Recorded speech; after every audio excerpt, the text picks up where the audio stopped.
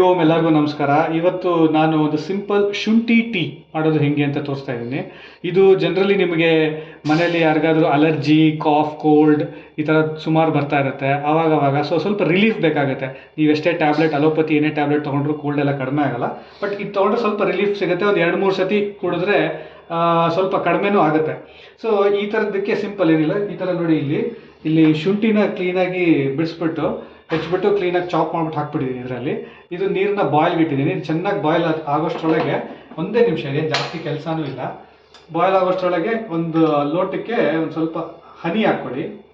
ಹನಿ ಹಾಕ್ಕೊಂಡು ಸ್ವಲ್ಪ ಹನಿ, ಆಮೇಲೆ ಒಂದು ನಿಂಬೆಹಣ್ಣು ಒಂದು 2 ಡ್ರಾಪ್ ಹಿಂಡ್ಕೊಳ್ಳಿ.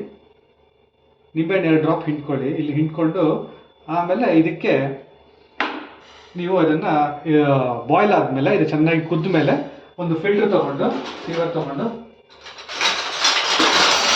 ಒಂದು ಫಿಲ್ಟರ್ ತೊಗೊಳ್ಳಿ. ಫಿಲ್ಟರ್ ತೊಗೊಂಡು ಇದನ್ನು ಸೋದಿಸ್ಕೊಂಬಿಟ್ರೆ ಆಗೋಯ್ತು ಶುಂಠಿ ಟೀ. ಜೈ ಶ್ರೀರಾಮ್.